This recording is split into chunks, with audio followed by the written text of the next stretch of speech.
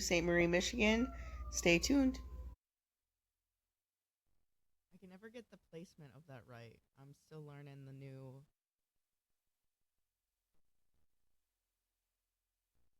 test. I hear this beeping noise and I don't I don't like it.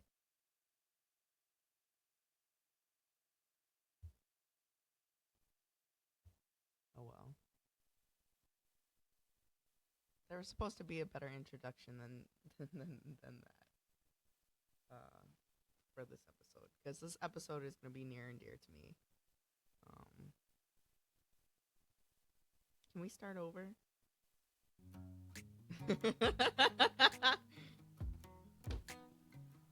Good evening, good night, whatever have you may.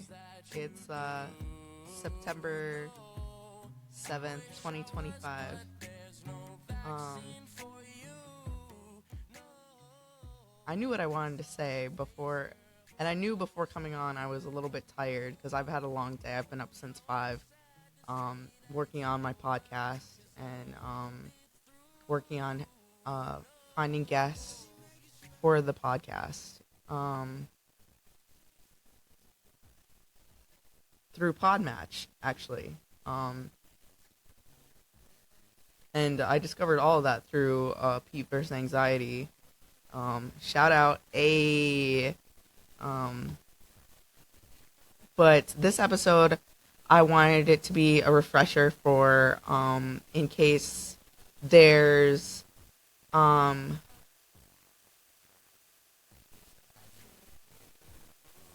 in case that there's my guests want to see, who I am, what I'm about, what I expect kind of going forward with them being a guest on my show.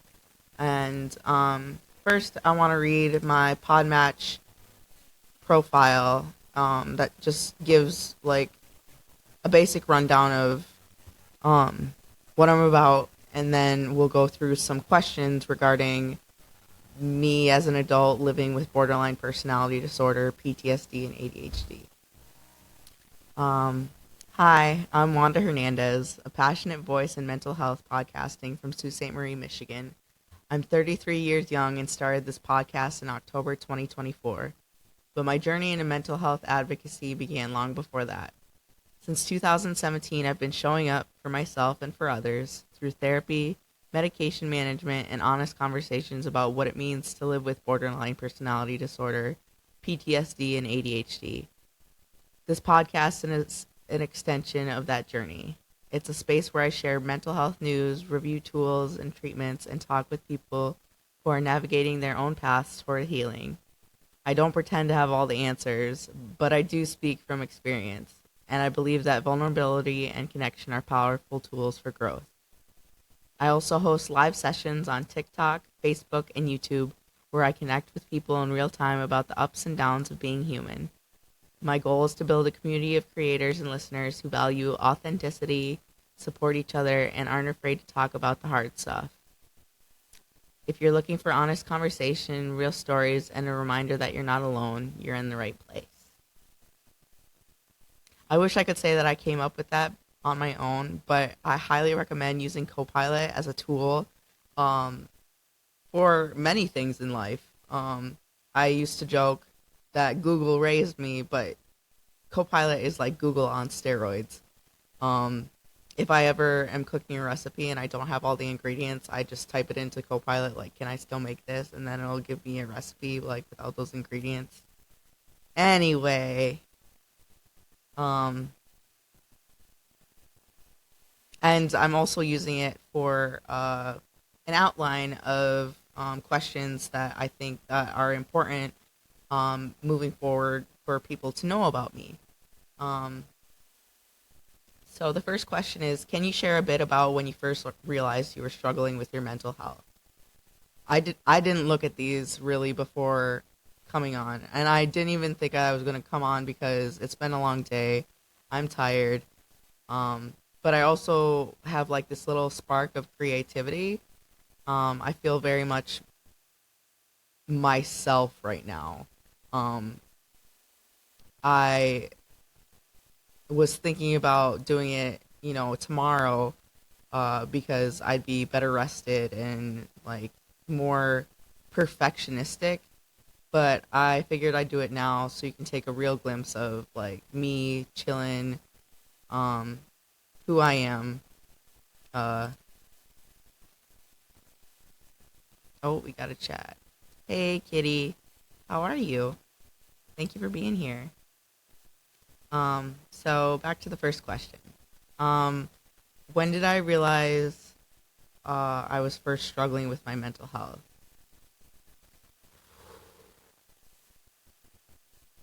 I vaguely remember being in, I think it had to be like eighth grade because I remember being, yeah, I think it was eighth grade. But it must have been eighth grade. Anyways, it was around that time period where I vaguely remember wanting my sister to hang out with me and like play with me, and um, she didn't want to. So I didn't realize it at the time, but I took it as like really big rejection, and I ended up going into the medicine cabinet and taking, um, I don't even want to tell you the number because you wouldn't believe it. Um, Benadryl and just over the counter meds, anything like I didn't really know what I was doing. I just did it. I I don't know what I was thinking at the time, just that I was so angry and so upset that, I felt alone because I grew up with my great grandma. Um, she raised me and she was a hoarder, so I really didn't get to have friends over that often. And we lived in a neighborhood that didn't have like kids my age or kids around. So I spent a lot of time with her and my aunt and my uncle and cousins, but it was mostly just me and my grandma. So and so my older brother and my older sister were raised by my mom down in Florida. I came up to Michigan when I was a baby. I don't remember, obviously. Um, when I was growing up, my mom said that it was so that my grandma wouldn't feel so alone, and I think that was part of it. But I think it was more because my mom had her own mental health struggles, and I don't know if she could have balanced raising all of us. My siblings and I are.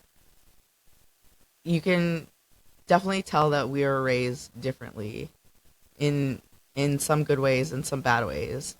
Um, so back to when I first realized I was struggling. I ended up um, going into my room and kind of just did that, and then I journaled about it. I wish I still had the journal entry, but I ended up burning them um, when I was going through some stuff when I got older. But um, I remember starting to feel really dizzy. I think I fell asleep for a little bit, and then when I got up, I went downstairs and was like just felt really sick, and I just started like violently throwing up and um just not telling my grandma what happened. She just thought that I was like had the flu or something. But then like, and I don't really remember this, but I must have told her that what had happened, and they ended up taking me to the hospital, and then they gave me that charcoal stuff to like pump my stomach.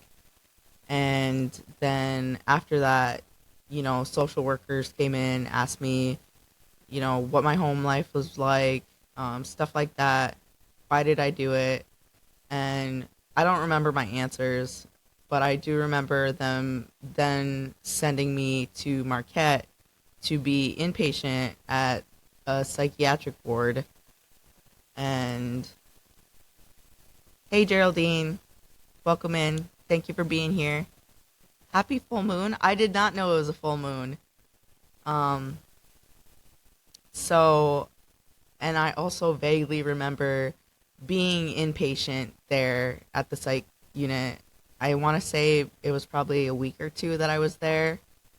And I don't remember my diagnosis. I don't remember them starting me on any medication.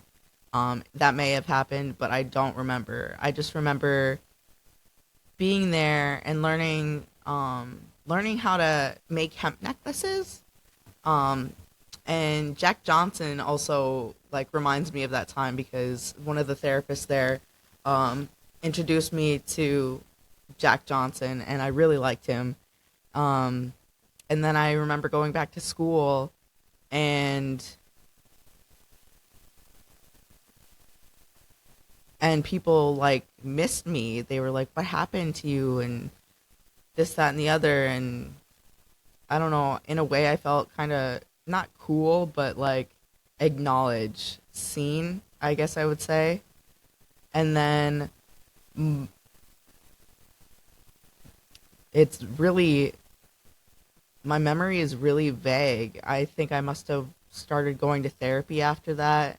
And I don't remember therapy ever helping me up until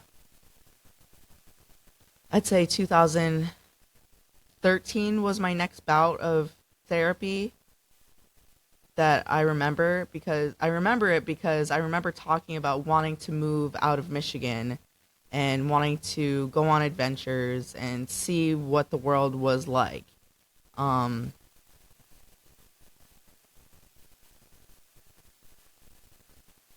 and then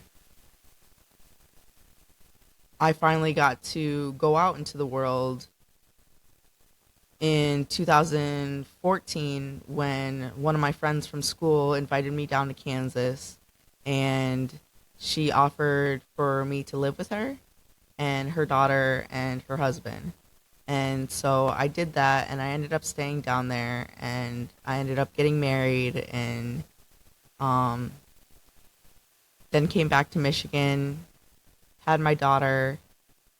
No, I came back to Michigan, got pregnant with my daughter, moved to Pennsylvania when I was 8 months pregnant. I was definitely manic. I was not on my medication.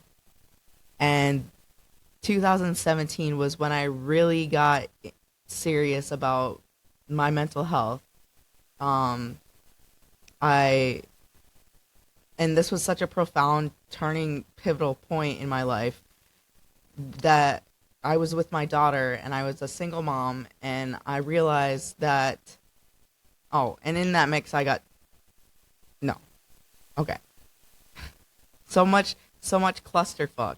Um I wasn't divorced, but I was separated. And I remember being by myself and just being I don't know if it was postpartum and probably a mix of all of my internal trauma coming together and just realizing that I was miserable just being by myself. Like I had up until then I had always been really kind of an angry person. I've always struggled with my anger. Um and so that was a big epiphany and a realization that like it's not everybody else around me. It's me that I'm struggling with. Um I'm the problem. So I was, what, 23, 24. Um, and so I decided to seek out therapy. And I think, I think, a s I, re- no, I, one of the girls that I had moved to Pennsylvania with, she had a friend that went through postpartum and she went through like this mental breakdown after she had her daughter and she went inpatient. And I remember being inpatient before, but I didn't know you could. And this is, take note. For those of you who don't know, if you're struggling and you feel like you're not safe by yourself, like something could happen, you don't want to hurt anybody else, you can go to the emergency room and say those exact things. Like, I don't feel safe by myself. I think something's going to happen, and they will get you checked into and they will find a bed for you. Um so that's I had my friends watch my daughter while I checked myself inpatient to figure out what was going on with me. Um, and at that point, I was diagnosed with major depression and possibly bipolar. And this was, you know, I don't know. Let me Google it real quick. When was BPD actually originated? Hmm. It it says 1980, but I had never heard of borderline personality disorder until later on that year. Um, because part of part of that journey, diving into my mental health, I was in Pennsylvania. I had no idea who anybody was. I had anxiety, and I was a single mom, so I didn't get to go out. You know, um, I started going to online support groups, and even still, it's a great resource. www.heypeers.com, HEYPEERS.com, and it's a space for online support groups for people with, all sorts of different mental health disorders. They have art therapy, music therapy, um, financial, budgeting, all sorts of great tools, support groups that can help you. And that's when I went into the rooms, I went in thinking that I had just major depression and bipolar. Well, bipolar is your moods go like this. You're up, and you go up, up, up, and then you go down and kind of like that, but it's slow. And then heard somebody mention rapid cycling, and that meant your moods are like this during the days, not just, weeks at a time, months at a time. And that's more, um, the weeks and months time is more like or bipolar, excuse me. Um, and I remember relating to that like a lot. I was like, wow, that's me. And then they brought up borderline personality disorder, and I had looked it up, and I was like, wow, I felt so validated. I was like, this is what I am. Like, this is me. And it started to put more of the connections together, why I was the way I was, why I had always gotten in so much trouble, why I always felt so misunderstood. Um, and so it wasn't until, let's see, um, just actually 2000, 2019 or 2023 that I was diagnosed officially borderline personality disorder. Um, and so yeah, and then I've always had ADHD since high school. I've always taken medication for it. But I knew that wasn't my main problem. That was kind of something just that I struggled with, but I like was able to work with it and understand it. And major depression, that was like I knew that I had that, and I started my medication journey solidly in 2017 and beyond. Um, like with my mood stabilizer and my antidepressant. Phew. That was a long story. Okay. Um, what were some early signs or experiences that led to your diagnosis of BPD, PTSD, and ADHD? Um, I pretty much just told that um, in that last question. Um, and how did receiving those diagnoses impact your understanding of yourself? It was huge. It was validating. It was just, and then I found that support group and I was able to find people that were like me. Like I had always felt like something was seriously wrong with me, like I was a bad person, but I didn't know why. I didn't know why, but I just felt like a bad person. Um so what does a typical day look like for you emotionally and mentally? Um, oh, I also want to add that after being diagnosed borderline, it wasn't until this past October that I started taking, along with my antidepressant and mood stabilizer, I started taking an antipsychotic, Abilify.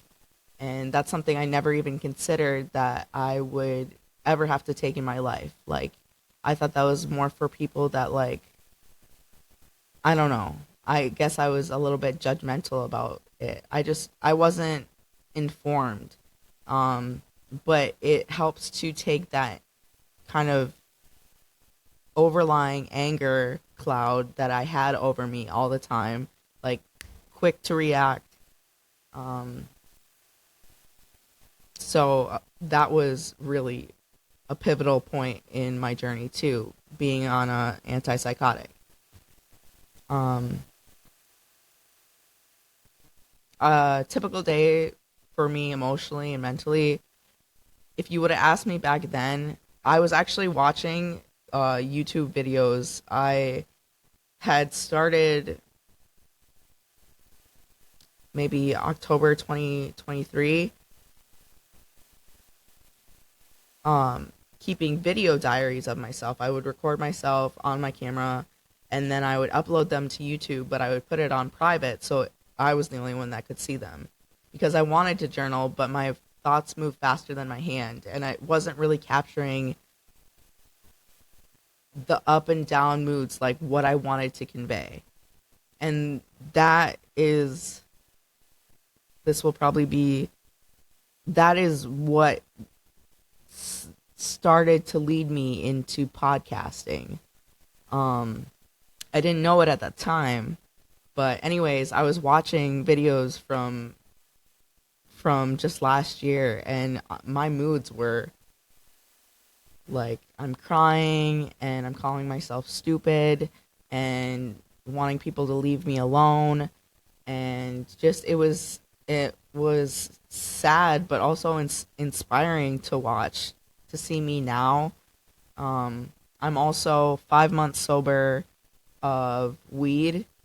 I think it can be a great medicinal tool, but for me, I was using it to numb myself from not feeling worthy enough and not feeling deserving enough and just out of boredom. Um, so, but now you ask me what a typical day looks like is, I just recently started getting up earlier. You know, I make sure that I shower every day, or at least try to. I really try to. Um, Most days I do because I feel yucky if I don't. Um, and then I drink my coffee, scroll on Facebook, the huge. Um, Whereas before I would like instantly want to be up and like perfecting life, like just out the door, go go go. didn't want to be around myself, didn't want to be alone. Now I'm just kind of, and this podcasting helps a lot because it gives me some structure. Um, so since taking the antipsychotic, I've been a lot more stable and calm and not wanting to escape my reality as much.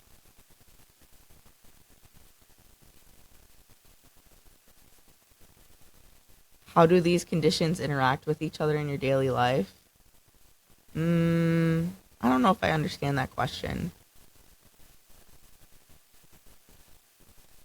Um, my BPD only stirs up when I feel like authority figures are telling me that I'm doing something wrong because I take a lot of pride. You know, my grandma raised me and she was, she sheltered me a lot, but she wasn't like stern and strict. So I pretty much kind of did what I wanted to a certain extent. Um, and so I take pride in, doing all the right things now, and it like hurts my feelings or makes no, it makes me defensive to hear somebody um with like an authority figure try and tell me how to live my life. ADHD, mine's pretty well managed now. I I go to school. Not right now. I'm taking the semester off, but I go to school. I'm able to. I struggle with English and algebra, but mostly English. Um, but I work with tutors to help me. Um, I want to say that I don't know if it's the PTSD, the ADHD, or actually it probably is more the borderline that I get emotionally exhausted very easily. Um, Interacting with people, interpersonal, um, exchanges, they make me very tired. So that's why, I haven't worked since, I don't know, it's been a few years now. And I've never had employment for more than a year because of the fluctuations in my mood and the different obstacles I faced with my mental health. So, I forgot what I was saying. Oh, so that affects me. Um, are there any misconceptions about BPD, PTSD, or ADHD that you wish more people understood? Just people with borderline personality disorder, it doesn't mean they have multiple personalities. I don't think that's what it is. It's more they have hard time, like a very hard time regulating their emotions. It's physically painful to go through rejection or struggle with your relationships, platonic and romantic. Um, and I wish more people understood how to kind of help support people with borderline personality rather than push them away. There's support groups out there for families, members of people with these um, diagnoses that can help you and help your loved one, you know, what's the word? Coincide, cohabitat,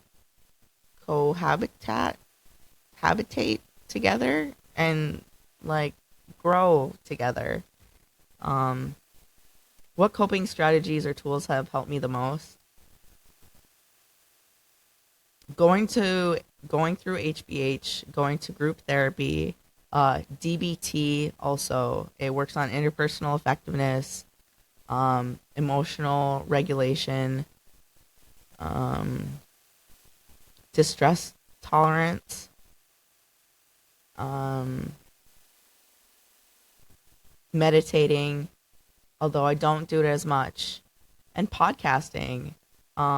podcasting really helps me um, because I get to share my story, and you know, I don't always realize how inspiring that is to other people, because I am like, I can't help but be myself and talk about it because it's been such a big part of my life. Like, I just take for granted and assume that everybody knows about it, knows what it is, knows how to handle it, or just, yeah. So, that's helped me. How have your relationships been affected by your mental health journey? Wow, that's a good question. Um, the ones that matter have stuck by me, and they've seen my growth. Like, for instance, Christy.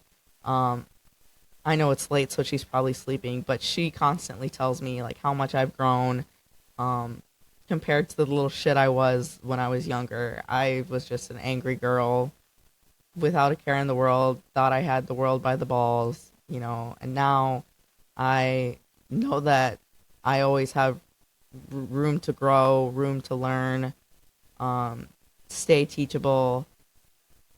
But there has been a lot of heartache, a lot of broken relationships along the way. But I'd like to think that as I've got older, I've, at least reached out to those people and, you know, kind of caught up, or at least, let them know I'm pretty open about my mental health journey and how far I've come. Um, Now I have my, small group of people. I make a lot of, like, not a lot of friends, but very good quality friends on TikTok live, and just TikToking. Um, and networking through podcasting is also helpful. Going to my support groups, the group therapy, DBT, I that is really like a tight knit community where I can share and be my complete self, and also realize that other people are struggling, you know, just as much, if not more, than I am. So that's validating, I suppose, is the word. Um, what do you wish friends, family, or partners knew about supporting someone with these conditions? Like I mentioned before, there's ways that you can help communicate, help, kind of. I think the term would be distress tolerance, um, de-escalating situations, um, not giving in to, um, the manipulations that come with having borderline, because rejection and all those things I mentioned are physically painful, that you just, when you're unmedicated, you'll say or do anything just to relieve that pain. And I wish more people understood that some people just need kind of guidance in the right direction to know that there's help out there, um, that they don't have to live that way, you know. Um, have you found any ways to communicate your needs more effectively?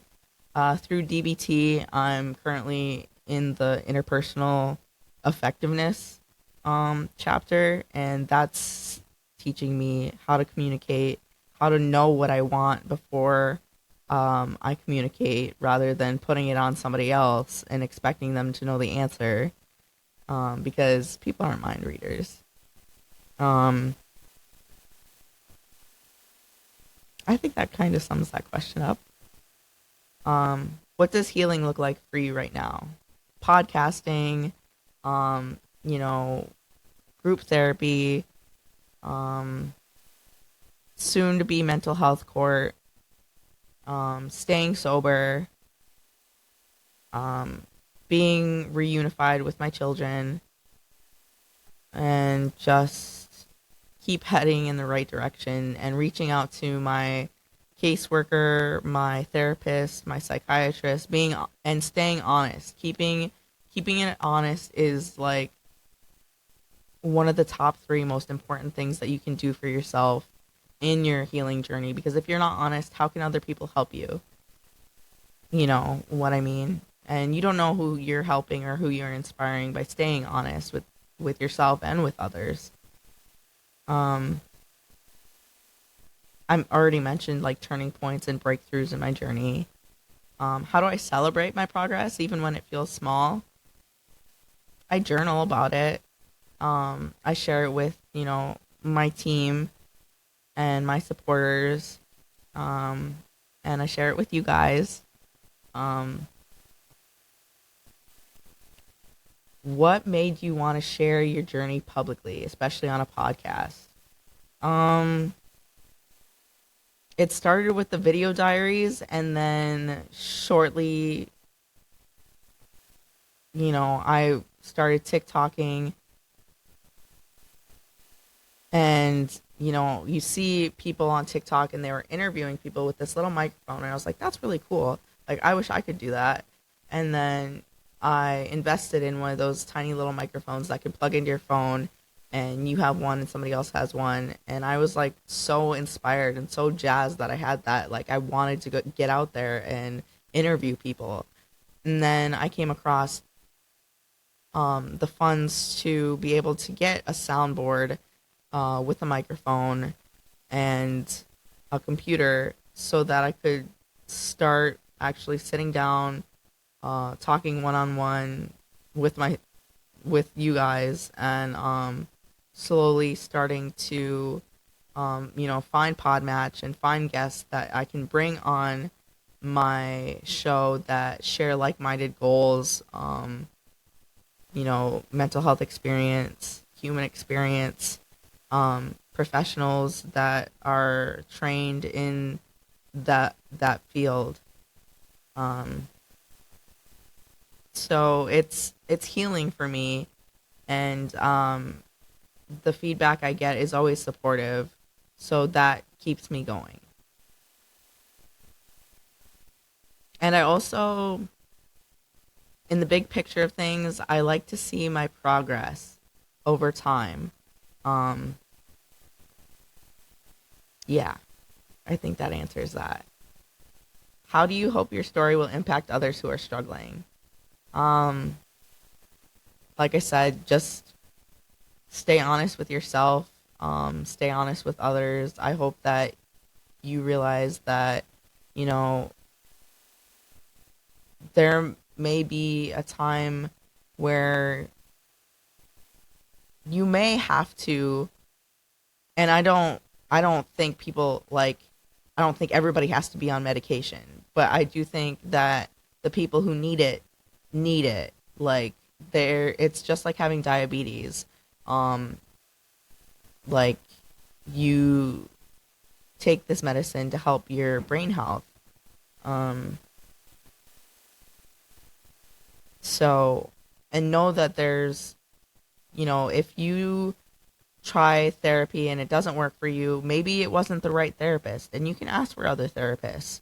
But just keep being persistent about your needs in your mental health journey, and keep helping yourself, um, because you're worth it, and you're the only person that is going to care the most about how you do in your life, if that makes sense.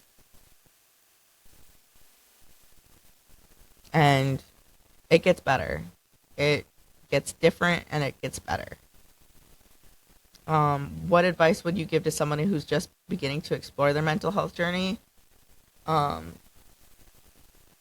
Take it all in stride. Just stay teachable. Um, Keep an open mind is one of the biggest things. You never know what you may pick up from other people's struggles, other people's resiliency, other people's stories. Um, and just keep exploring. If there's a voice inside of you saying that, like, you just want answers because you haven't found the answers that you're looking for yet. They're out there. There are people just like you. You're not alone. You're not alone. And like I said, it will get different and it will get better. And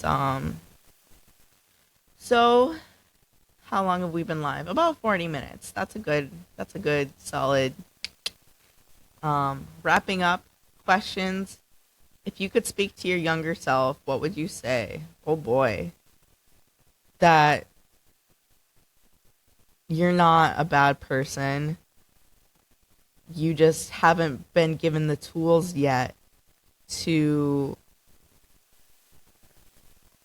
know everything that you're going through. And that people, it's not, how do I word this?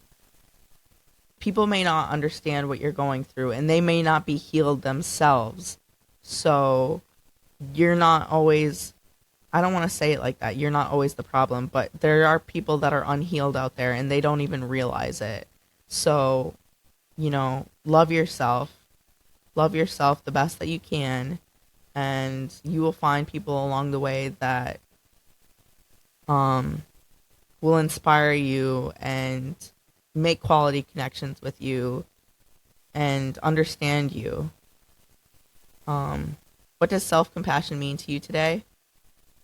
Just showing up for myself, going to group therapy, going to therapy, reaching out to my mental health team, not sinking into myself when I have bad days, and also taking time for myself when I do have bad days. Like it's one of the biggest sayings. Like it's it's just a bad day, not a bad life. And also, mental illness may not be your fault, but it is your responsibility. What are you most proud of in your journey so far? Um, Being able to be here today and share my story and podcasting, and of course my kids. Um, Learning how to be a better parent than what I had growing up. Learning from their mistakes. My grandparents, just people in my family, and changing that generational trauma for my kids and their kids. And yeah, so with that being said, I think I covered my whole dang story. I don't know if it was entertaining. I don't know how it was for you guys, but I feel like I've said my piece. um, and now it's night time. So thank you for watching. I hope you gained something from this. I appreciate all you guys who tune in, who watch me, who drop a comment, drop a like, and just, tell me in person that I'm inspiring and they like what I do and they appreciate my honesty. And just thank you so much.